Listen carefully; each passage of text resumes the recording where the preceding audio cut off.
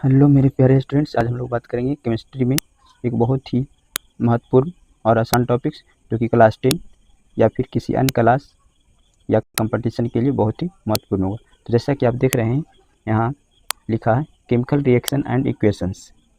इसका मतलब हो रहा रासायनिक अभिक्रियाएं और समीकरण। तो हम लोग जानेंगे रासायनिक अभिक्रियाएं और समीकरण के बारे में।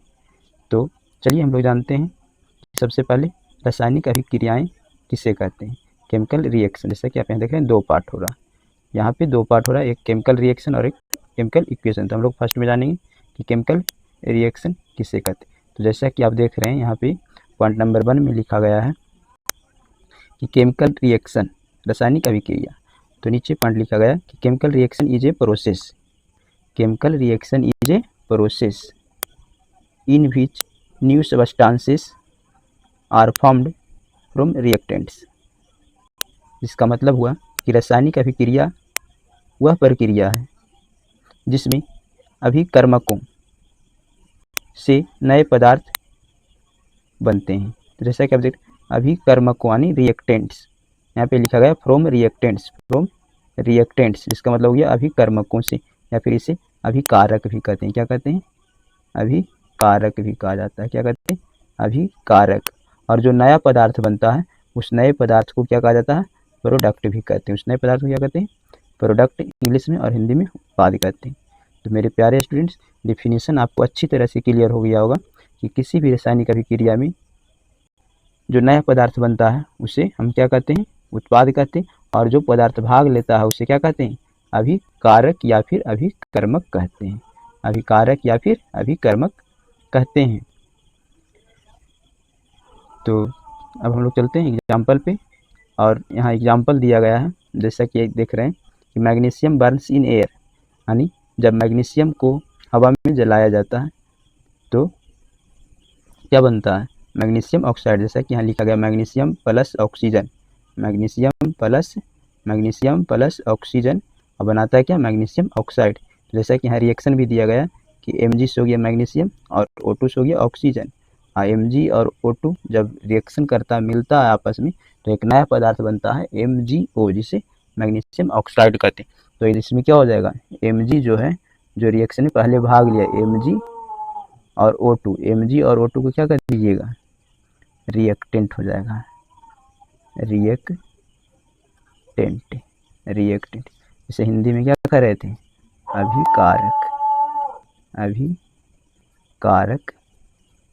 अभिकारक कहिएगा। हिंदी में क्या कहिएगा? अभिकारक, या फिर यहाँ पे दिया गया उसका दूसरा नाम अभिकर्मक।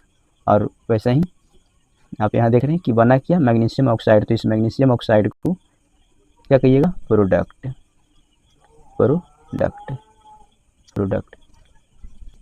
तो मेरे प्यारे स्टूडेंट्स, अच्छी तरह से आपको क्लियर हो गया होगा कि केमिकल रिएक्शन किसे कहते हैं, और केमिकल रिएक्शन में जो भाग लेता है उसे क्या कहते हैं, और जो नया पदार्थ बनता है उसे क्या कहते हैं। तो एक बार फिर से रिपीट करते हैं कि केमिकल रिएक्शन वह प्रक्रिया है जिसमें अभिकर्मक से नए पदार्थ बनता है, उस प्रक्रिया को रासायनिक अभिक्रिया कहते हैं।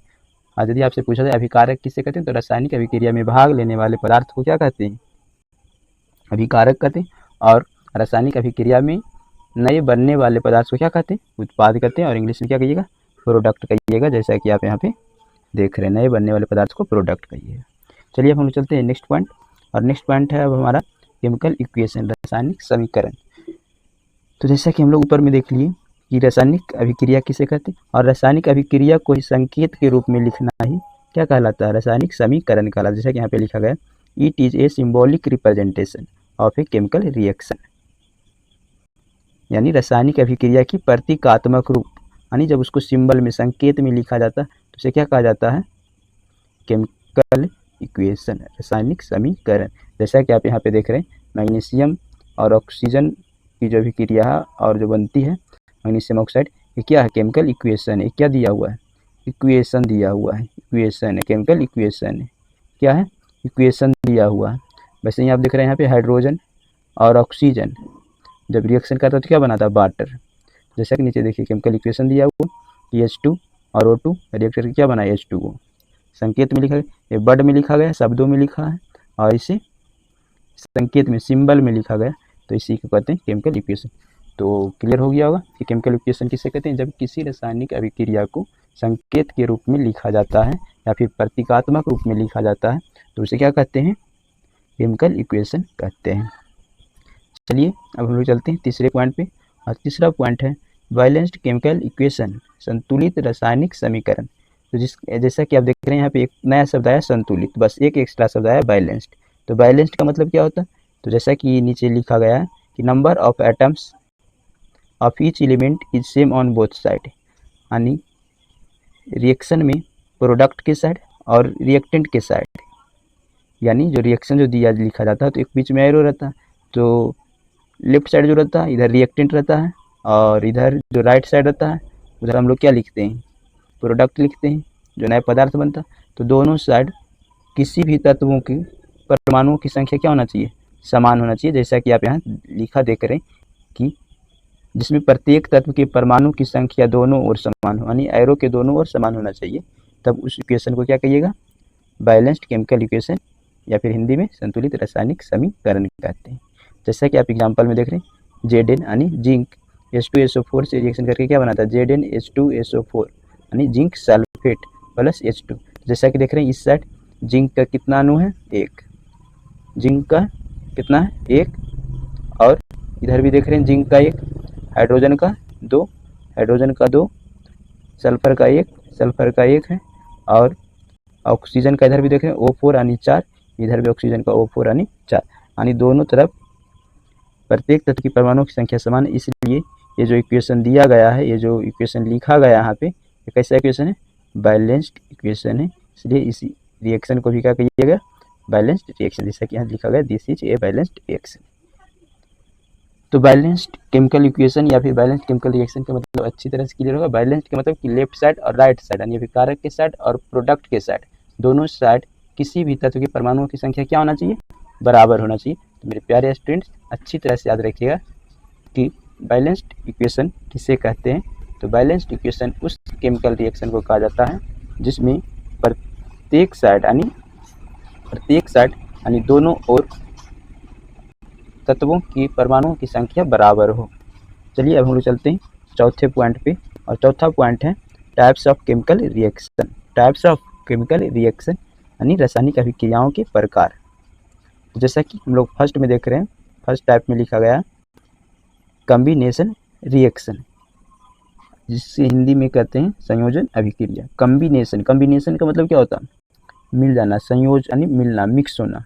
जैसा कि आप देख रहे हैं यहाँ पे डिफिनीशन में लिखा गया two or more substances combined to form one product, यानी जब दो या अधिक पदार्थ मिलकर नया पदार्थ बनाता है तब उस अभिक्रिया को क्या कहते हैं, कॉम्बिनेशन रिएक्शन कहते हैं। यानी जब दो पदार्थ या तीन पदार्थ या दो से अधिक पदार्थ मिलकर जब एक नया पदार्थ बनाता है तब उस रिएक्शन को क्या कहते हैं, कॉम्बिनेशन रिएक्शन। जैसा कि एग्जांपल देख रहे हैं यहाँ पे कि calcium oxide CaO, calcium oxide जल से अभिक्रिया करके यानी H2O से अभिक्रिया करके क्या बनाता है, कैल्शियम हाइड्रोक्साइड। तो देख रहे हैं रिएक्टेंट कितना है, लेफ्ट साइड 2 और इधर बन रहा है 1, तो यानी 2 मिलकर 1 बना रहा है, यानी इसे अभिक्रिया क्या कहिएगा, कॉम्बिनेशन रिएक्शन। चलिए एक एक्स्ट्रा बात हम आपको बताते हैं कि कैल्शियम हाइड्रोक्साइड इसे बुझा हुआ चूना भी कहा जाता है। यदि आपसे पूछा जाएगा बुझा हुआ चूना का सूत्र, तो याद रखिएगा बुझा हुआ चूना कैल्शियम हाइड्रोक्साइड CaOH का होल 2, और यदि पूछा जाए बिना बुझा हुआ चूना तो कैल्शियम ऑक्साइड, बिना बुझा हुआ चूना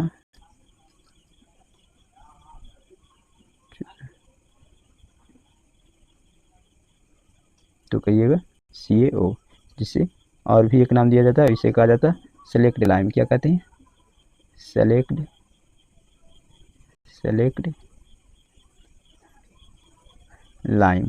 लाइम, बुझा हुआ चूना, बिना बुझा सेलेक्ट लाइम बुझा हुआ चूना, और इधर बिना बुझा हुआ चूना, इसे इंग्लिश में कहा जाता है quick lime, QUICK, quick LIME lime, quick lime.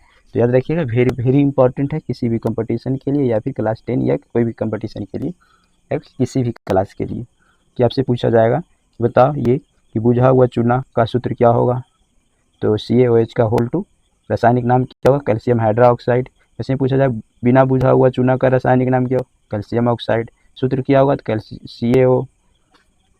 और इसे इंग्लिश में क्या कहते हैं, क्विक लाइम। बिना बुझा हुआ चूना, बुझा हुआ चूना स्लेक्ट लाइम। मेरे प्यारे स्टूडेंट्स अच्छी तरह से क्लियर हो गया। अब हम लोग चलते हैं नेक्स्ट रिएक्शन पे। और नेक्स्ट रिएक्शन जैसे देख रहे हैं डीकम्पोजिशन रिएक्शन, अपघटन अभिक्रिया। अपघटन अभिक्रिया, अपघटन का मतलब होता है टूटना, यानी जब एक रहेगा और एक से ज़्यादा बनेगा। टूटने का मतलब क्या हुआ, एक है और एक से ज़्यादा बन गया, यानी टूट रहा है। तो वही यहाँ पे लिखा गया है कि ए सिंगल सबस्टांस, एक सबस्टांस ब्रेक इनटू 2 और मोर सिंपल सबस्टांसेस, यानी एक ब्रेक करके 2 या 2 से ज़्यादा सिंपल सबस्टांस बनाता है। जैसे कि आप यहाँ हिंदी में लिखा हुआ देख रहे हैं कि जब एक पदार्थ टूटकर 2 या अधिक सरल पदार्थ बनाता है, यानी एक से जब 2 या 2 से अधिक नई चीज़ बनता तब उसे अपघटन अभिक्रिया कहते हैं। जैसा कि आप एग्जाम्पल देख रहे हैं, एग्जाम्पल में यहाँ दिया गया H2O जल, और जल को जब इलेक्ट्रिसिटी दिया जाता है तो H2 और O2 में, यानी हाइड्रोजन और ऑक्सीजन गैस में टूट जाता है। जैसा कि आप देख रहे हैं पहले जल था यानी एक चीज़ था, और अब 2 बन रहा, 2 सरल पदार्थ बन रहा है, हाइड्रोजन और ऑक्सीजन। तो इस अभिक्रिया को क्या कहिएगा, अपघटन अभिक्रिया। उसी तरह से एक नेक्स्ट एग्जाम्पल, दूसरा एग्जाम्पल दिया गया है यहाँ पे PbNO3 का होल 2, यानी लेड नाइट्रेट। इसे क्या पढ़िएगा, लेड नाइट्रेट। और लेड नाइट्रेट भी किस में टूट रहा, देख रहे हैं आप, lead oxide PbO, nitrogen dioxide NO2 और ऑक्सीजन यानी O2, यानी 3 सबस्टांस में 3 सरल पदार्थों में टूट रहा। यानी पहले एक था सिर्फ लेड नाइट्रेट, और बना क्या किया, lead oxide, nitrogen dioxide, oxygen, 3 पदार्थ, यानी 1 से 3 बन रहा। तो इस अभिक्रिया क्या कहिएगा, अपघटन अभिक्रिया, डिकम्पोजिशन रिएक्शन। मेरे प्यारे स्टूडेंट्स ये भी रिएक्शन आपको क्लियर हो गया होगा। अब हम लोग चलते हैं तीसरे रिएक्शन पे, और हमारा आज का तीसरा रिएक्शन है डिस्प्लेसमेंट रिएक्शन। डिस्प्लेसमेंट रिएक्शन, विस्थापन अभिक्रिया। तो जैसा कि आपको इस वर्ड से भी पता चल रहा है, विस्थापन, यानी विस्थापन का मतलब क्या होता है, किसी को हटा देना। विस्थापन का मतलब क्या हो जाएगा, हटा देना। तो जैसा कि आप देख रहे हैं लिखा गया यहाँ पे ए मोर रिएक्टिव एलिमेंट, ए मोर रिएक्टिव एलिमेंट डिस्प्लेस ए लेस रिएक्टिव वन, यानी एक अधिक सक्रिय तत्व कम सक्रिय तत्व को स्थानांतरित कर देता है, यानी उसको हटा देता और उसका जगह वो खुद ले लेता है। कहने का मतलब यही हुआ, डिस्प्लेसमेंट का मतलब किसी एक को हटा देना और उसका जगह खुद ले लेना, यही क्या कह रहा है, डिस्प्लेसमेंट। तो जैसा कि आप एग्जाम्पल में देख रहे हैं Zn कॉपर सल्फेट से रिएक्ट कर रहा है, Zn प्लस CuSO4 यानी जिंक प्लस कॉपर सल्फेट। और देख रहे हैं आप क्या बना रहा है कि कॉपर की जगह पे सल्फेट के साथ कॉपर था, लेकिन अब जो आप यहाँ रिएक्शन में देख रहे हैं प्रोडक्ट जो बन रहा है, तो अब क्या आ गया, कॉपर के साथ कौन आ गया, जिंक आ गया, और कॉपर को क्या कर दिया, डिस्प्लेस कर दिया, हटा दिया, साइड कर दिया। तो ये भी रिएक्शन आपको अच्छी तरह से क्लियर हो गया होगा। सीधा समझिए, यदि आप किसी के साथ हैं और आपको कोई लात मारकर हटा दिया और वो खुद उसके साथ सेट हो गया, तो वही है डिस्प्लेसमेंट रिएक्शन। वहाँ पे जो रिएक्शन हो रहा है कैसा रिएक्शन है, डिस्प्लेसमेंट रिएक्शन। तो वैसे ही केमिस्ट्री की भाषा में रिएक्शन में आपको एग्जांपल यहाँ पे दिया गया है। चलिए हम चलते हैं नेक्स्ट रिएक्शन पे, और नेक्स्ट रिएक्शन है डबल डिस्प्लेसमेंट रिएक्शन, यानी द्वि विस्थापन अभिक्रिया। तो जैसे वहाँ पे तो पहले वाले में देखे थे डिस्प्लेसमेंट रिएक्शन, यानी सिर्फ और सिर्फ मतलब एक ने दूसरे की जगह पे आ गया और दूसरा साइड हो गया। लेकिन अब जो डबल डिस्प्लेसमेंट रिएक्शन है, द्वि विस्थापन रिएक्शन है, इस रिएक्शन में क्या होगा, मतलब एक जो है दूसरा का स्थान ग्रहण करेगा और दूसरा जो है पहले वाले का स्थान ग्रहण करेगा, यानी जब स्थानों का आदान प्रदान हो जाएगा। जैसा कि यहाँ केमिस्ट्री की भाषा में दिया गया है कि टू कंपाउंड्स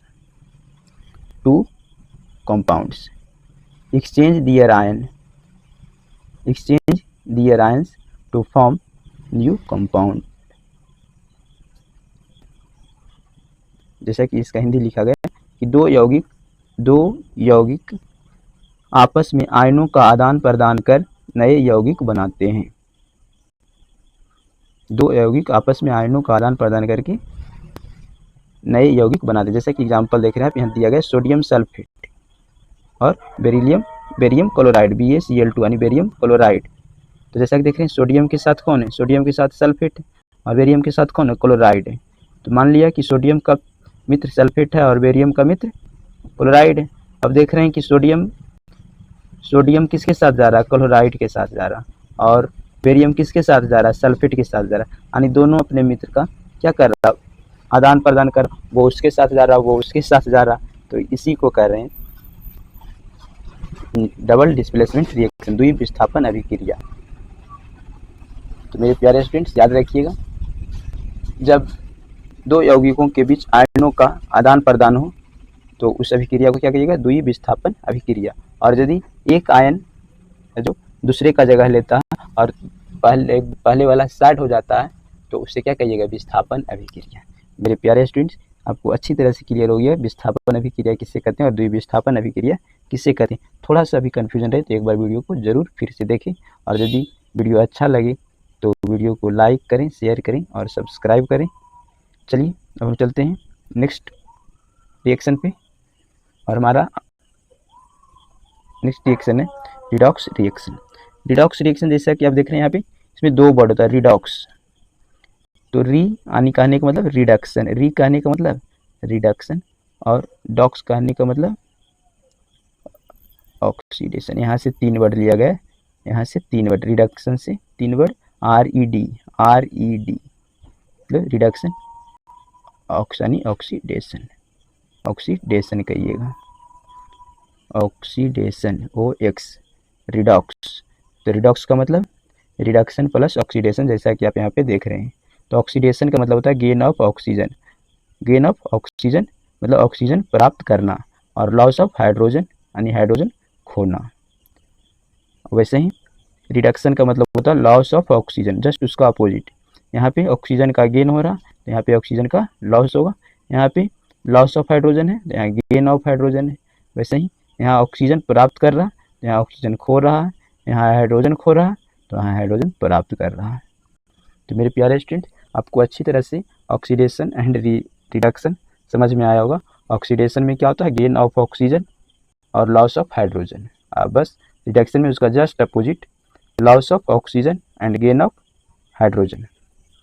चलिए हम लोग चलते हैं नेक्स्ट, और नेक्स्ट में एग्जाम्पल है। एग्जाम्पल जैसा कि आप देख रहे हैं यहाँ पे CuO मतलब कॉपर ऑक्साइड, जैसा कि आप देख रहे हैं CuO से क्या हो जाएगा, कॉपर ऑक्साइड, और H2 से तो जान रहे हैं क्या हो जाएगा, हाइड्रोजन। तो आप यहाँ पे आप देख रहे हैं जब रिएक्शन हुआ तो क्या बना, कॉपर प्लस H2। तो जैसा कि आप देख रहे थे कॉपर के साथ ऑक्सीजन था, अब कॉपर क्या किया, ऑक्सीजन खो दिया अपना और किसको दे दिया, हाइड्रोजन को। तो कॉपर ऑक्सीजन को क्या कर दिया, खो दिया, और हाइड्रोजन क्या कर लिया, ऑक्सीजन को गेन कर लिया। तो जैसा कि देख रहे हैं जो ऑक्सीजन को खो दिया यानी उसका क्या हो गया, रिडक्शन हो गया। जो ऑक्सीजन को खो दिया, जैसे कि आप देख रहे हैं ऑक्सीजन खोना क्या कहलाएगा, रिडक्शन, अपचयन। इंग्लिश में रिडक्शन और हिंदी में अपचयन।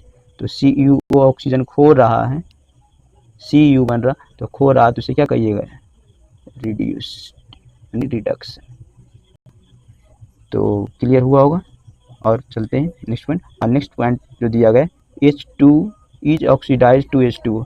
तो जैसा कि देख रहे हैं H2 था और H2 क्या बना रहा है, H2 ऑक्सीजन का क्या कर रहा है, गेन, ऑक्सीजन का क्या कर रहा है, गेन। तो गेन ऑफ ऑक्सीजन क्या कहलाता है, ऑक्सीडेशन, यानी वही लिखा गया H2 is oxidise to H2। तो इस रिएक्शन में आपसे यदि पूछा जाए कि बताओ कि किसका ऑक्सीडेशन हुआ, तो H2 का क्या हो रहा है, ऑक्सीडेशन हो रहा है। H2 क्या कर रहा है, ऑक्सीडेशन, और CuO का क्या हो रहा है, रिडक्शन। CuO का क्या हो रहा है, रिडक्शन, और H2 का क्या हो रहा है, ऑक्सीडेशन। क्योंकि CuO जो है ऑक्सीजन खो रहा और H2 क्या कर रहा है, ऑक्सीजन को गेन कर रहा। मेरे प्यारे स्टूडेंट्स, एग्जाम्पल के साथ आपको अच्छी तरह से क्लियर हो गया होगा। अब हम लोग चलते हैं नेक्स्ट रिएक्शन पे, और नेक्स्ट वेरी वेरी इंपॉर्टेंट है कोरोजन। कोरोजन यानी जंग लगना। तो डायरेक्ट भी पूछा जाता है कि जंग लगना क्या है। जो जंग लगना एक कॉमन सी बात है जो सब लोग जानते हैं, जनरली देखे भी हैं। तो बस वही है जो आप देख रहे हैं, जान रहे हैं, कुछ अलग नहीं है। तो जैसा कि यहाँ लिखा गया, slow eating away of metal by action of air and moisture, यानी धातुओं का वायु और नमी से धीरे धीरे नष्ट होना। धातुओं का वायु और नमी से धीरे धीरे नष्ट होना ही क्या कला जंग लगना। जैसा कि आप देखे होंगे लोहा को देखे होंगे, यदि वो न्यू रहता तो न्यू में देखते हैं क्या चमक रहता है उसमें, लेकिन जैसे जैसे वो उसमें पानी पड़ता है या फिर बाहर में रखा रह जाता है तो फिर धीरे धीरे देखते हैं कि वो नष्ट होने लगता है। तो नष्ट क्यों होने लगता? वो वायु और नमी से रिएक्शन कर लेता, और रिएक्शन करके क्या बना लेता है? जंग बना लेता, और जंग बन जाता है और धीरे धीरे वो नष्ट हो जाता है। तो जैसा कि रिएक्शन यहाँ पे दिया गया है, रिएक्शन से समझिएगा। तो जैसे लोहा को नष्ट होते हुए तो देखें, लेकिन आखिर वहाँ हो क्या रहा, जो यहाँ आज से आप जान जाइएगा कि लोहा है यानी आयरन कहिएगा, और वायु में तो जान रहे हैं कि ऑक्सीजन है, और वाटर नमी रहेगा वाटर। तो लोहा जो है ऑक्सीजन और वाटर दोनों से रिएक्शन कर लेता, और रिएक्शन करके क्या बना लेता है? रस्ट यानी जंग, जो कि आप देखें जंग किस कलर का होता है? तो याद रखिएगा ब्राउन, भूरा कलर का, ब्राउन कलर का होगा। और जंग का सूत्र जैसा कि यहाँ पे देख रहे हैं आप दिया गया है, Fe2O3 इंटू X2O, कहने का मतलब यहाँ पे जल का कुछ अणु भी होगा। तो याद रखिएगा कि रस्ट का सूत्र क्या होता है? Fe2O3 इंटू X H2O, यानी जल का कुछ अणु, यानी हाइड्रेटेड होता है, जल भी साथ में होता है। तो मेरे प्यारे स्टूडेंट्स, याद हो गया होगा कि जंग कैसे लगता है और जंग लगने में क्या होती है, कौन सी प्रक्रिया होती है। तो जंग लगने में क्या होता है? लोहा जो है ऑक्सीजन और नमी से यानी वाटर से रिएक्शन करके जंग बना लेता है। तो ये जंग का जो सूत्र है वेरी वेरी इंपॉर्टेंट है, याद रखिएगा। डायरेक्ट भी एग्जाम में आपको कहीं मिल जाएगा कि जंग का निम्नलिखित में से कौन सा जंग का सूत्र है। चलिए अब हम लोग चलते हैं, आज का नेक्स्ट रिएक्शन है रैंसिडिटी। रैंसिडिटी क्या? रैंसिडिटी का मतलब हो जाता है वसा युक्त खाद का खराब होना, वसा युक्त खाद का खराब होना। तो जैसा कि यहाँ पे पॉइंट में लिखा गया कि when oil and fats in food are oxidise and smell bad, यानी जिसका मतलब हो गया जब तेल और वसा वाले पदार्थ ऑक्सीकरण के कारण खराब हो जाते हैं और दुर्गंध आने लगती है। रैंसिडिटी का मतलब हो गया कि कोई भी खाने वाला पदार्थ जो तेल और वसा वाला है, और जब उसका ऑक्सीकरण जब हो जाता है तो वो क्या हो जाता है? उससे दुर्गंध आने लगती है। जैसे आप देखेंगे कोई भी जो तेल यानी छना हुआ चीज़ है या कोई भी खाने वाला पदार्थ है, तो वो कुछ टाइम के बाद उससे दुर्गंध आने लगता है, एक विशेष तरह की दुर्गंध आने लगता है, खराब हो जाता है। आखिर वो खराब क्यों हो रहा है? क्योंकि उस पदार्थ को, उस खाने वाले जो चीज़ है उसका क्या हो रहा है? ऑक्सीकरण हो रहा है। तो वेरी वेरी इंपॉर्टेंट, इस बात को आप याद जरूर से रखिएगा कि खाने वाला पदार्थ खराब क्यों होता है, उससे दुर्गंध क्यों आने लगती है, किसी कारण? तो ऑक्सीकरण के कारण, ऑक्सीकरण के कारण, इस पॉइंट को याद रखिएगा। तो चलिए हम लोग जानते हैं कि ये ऑक्सीकरण के कारण तो खराब हो रहा है, आखिर उससे बचा कैसे सकते हैं? तो वेरी कॉमन पॉइंट है, हम लोग किस तरीके से बचा सकते हैं? तो उसे हमें कहाँ रखना होगा? Keep food in air tight container, यानी बिल्कुल एयर टाइट, यानी बिल्कुल हवा से भरा हुआ कंटेनर में उसे रखना चाहिए। एयर टाइट कंटेनर में पूछा जाएगा डायरेक्ट, किस तरह के कंटेनर में? तो एयर टाइट कंटेनर में। और उसमें कैसे जोड़ना, देख रहे हैं आप यहाँ पे लिखा गया ऑक्सीकरण के कारण, ऑक्सीकरण यानी ऑक्सीडेशन के कारण खराब हो रहा। किसके कारण? ऑक्सीडेशन के कारण। तो ऑक्सीडेशन के कारण खराब हो रहा, अब उसका उल्टा आप ऐड दे दीजिएगा, उसका दुश्मन को दे दीजिएगा, उसके एंटी, एंटी मतलब क्या? उल्टा। ऑक्सीडेशन से खराब हो रहा था, आप वहाँ पे क्या दीजिएगा? एंटीऑक्सीडेंट दे दीजिएगा। जैसा कि लिखा है ऐड एंटीऑक्सीडेंट, यानी भोजन को खराब होने से आप कैसे बचा सकते हैं? एंटीऑक्सीडेंट ऐड करके। जैसा कि यहाँ लिखा गया ऐड एंटीऑक्सीडेंट, एंटीऑक्सीडेंट को ऐड करके उसे बचा सकते। और जो तीसरा जो सबसे कॉमन है रेफ्रिजरेशन, यानी आप उसे रेफ्रिजरेटर में यानी फ्रिज में रख कर इसे बचा सकते हैं, खराब होने से कुछ टाइम तक बचा सकते हैं, वो सही रह सकता है।